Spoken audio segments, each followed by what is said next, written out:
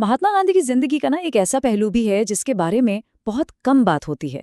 उनके आखिरी सालों की एक बहुत ही कह सकते हैं उलझी हुई कहानी। तो चलिए आज मिलकर उसी कहानी पर से पर्दा उठाते हैं जो इतिहास में लगभग कहीं गुम हो गई थी। ये जो शब्द हैं, ये गांधी जी के सेक्रेटरी निर्मल कुमार बोस के हैं। और यही शब्द हमारी आज की पूरी बातचीत का टोन सेट करते हैं। मतलब एक गंभीर और ईमानदारी से की गई खोज। ये हमें याद दिलाता है कि हमारा मकसद किसी को जज करना नहीं है, बल्कि बस सच्चाई को समझने की एक कोशिश करना है। देखिए, ये कहानी गांधी जी से शुरू नहीं होती, बल्कि एक ऐसी किताब से शुरू होती है जो शायद कभी छपती ही नहीं। और इस कहानी के सेंटर में है निर्मल कुमार बोस, जिन्होंने उस दौर की हर घटना को अपनी आंखों से देखा और लिखा। अब ये जो पूरा विवाद है इसकी जड़ें बड़ी ही हैरान करने वाली जगह पर है। बोस ने अपनी किताब माई डेज विद गांधी को छपवाने के लिए पता है किसे दिया? गांधी जी के अपने ही पब्लिशिंग हाउस नवजीवन पब्लिकेशंस को। और उन्होंने क्या किया? उन्होंने इसे छापने से साफ मना कर दिया। सोच कर देखिए, गांधी जी के ही लोगों ने उनकी कहानी के इस हिस्से को दुनिया तक पहुंचने ही नहीं दिया। तो सवाल ये है कि आखिर इसे रोका क्यों गया? वजह थी डर।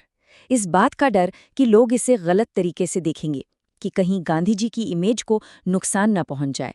और यहीं से एक असली टकराव शुरू होता है, एक महान विरासत को बचाने की जिद और एक मुश्किल सच को सामने लाने की जिम्मेदारी के बीच। अब बोस जो थे वो इसी कश्मकश में फंसे थे। एक तरफ थे गांधी जी के करीबी लोग जो चाहते थे कि भाई कुछ बातों पर पर्दा पड़ा रहने दो, और दूसरी तरफ थे बोस, जिनका मानना था कि सच सच तो सच होता है, चाहे वो कितना भी मुश्किल क्यों ना हो, उसे सामने आना ही चाहिए। क्योंकि उनके हिसाब से गांधी जी के व्यक्तित्व को समझने की असली चाबी यही सच था। अच्छा, इस पूरे मामले को ठीक से समझने के लिए हमें थोड़ा सा पीछे जाना होगा, गांधी जी के उस जिंदगी भर चले आध्यात्मिक संघर्ष की जड़ों तक, जिसके केंद्र में था उनका ब्रह्मचर्य का व्रत। ये टाइमलाइन हमें बताती है कि ये लड़ाई कितनी गहरी थी।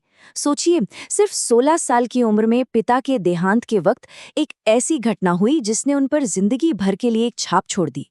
फिर 37 साल की उम्र में उन्होंने ब्रह्मचर्य का इतना कड़ा व्रत लिया, और तो और सालों बाद जब उनसे नींद में एक छोटी सी कह सकते हैं चूक हुई, तो उन्होंने उसे सबके सामने मानने की हिम्मत भी दिखाई। ये सब कुछ उनके जिंदगी भर चले संघर्ष को दिखाता है। गांधी जी के लिए ब्रह्मचर्य का मतलब सिर्फ शरीर पर कंट्रोल रखना नहीं था।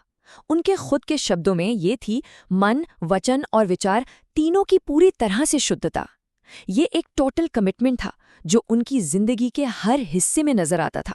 और उनका यही आजीवन संघर्ष हमें इस विवाद के बिल्कुल सेंटर में ले आता है। ये कहानी उस वक्त की है जब भारत में राजनीतिक और सामाजिक तौर पर जबरदस्त उथल-पुथल मची हुई थी।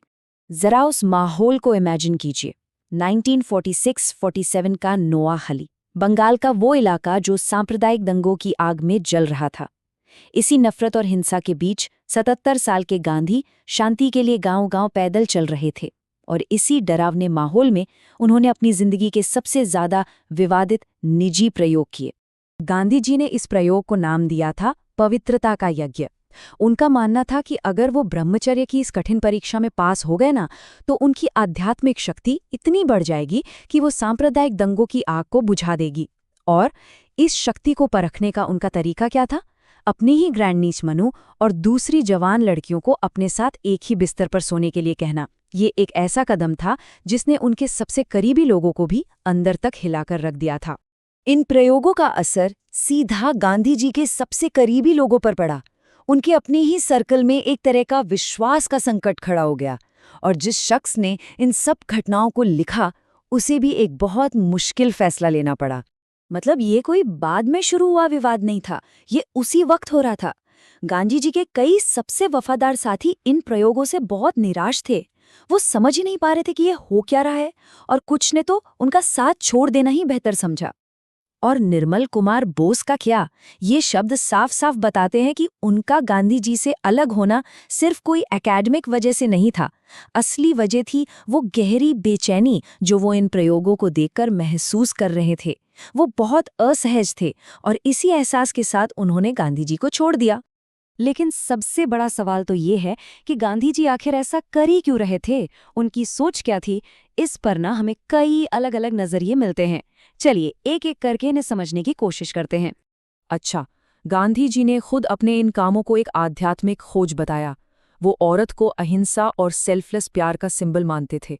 उनका मकसद था अपनी सेक्सुअल एनर्जी को पूरी तरह से पार करके एक स्त्री बनना, एक माँ बनना।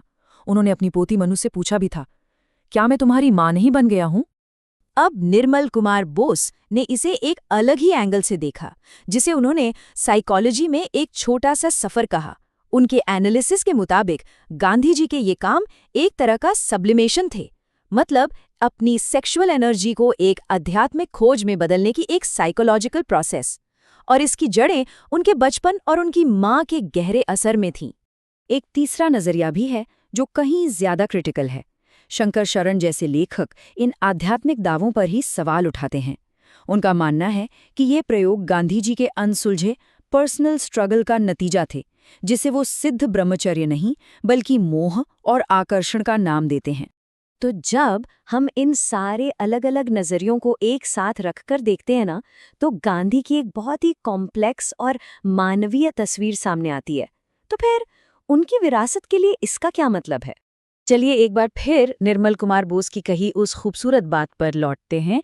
वो कहते थे कि किसी इंसान के एक मुश्किल या विवादित पहलू को देखने से उसका पूरा व्यक्तित्व या उसकी महानता कम नहीं हो जाती, बल्कि ये उस तस्वीर में एक नया और ज्यादा सच्चा रंग भरता है। और आखिर में ये पूरी कहानी हमें एक बहुत बड़े सवाल के सामने लाकर खड़ा कर देती है। हम उन महान लोगों को आखिर कैसे समझें, जिनका पब्लिक जीवन तो दुनिया बदल देता है, लेकिन जिनकी अपनी निजी जिंदगी इतने संघर्षों और उलझनों से भरी होती हैं? ये एक ऐसा सवाल है जिस पर सोचने की जरूरत है।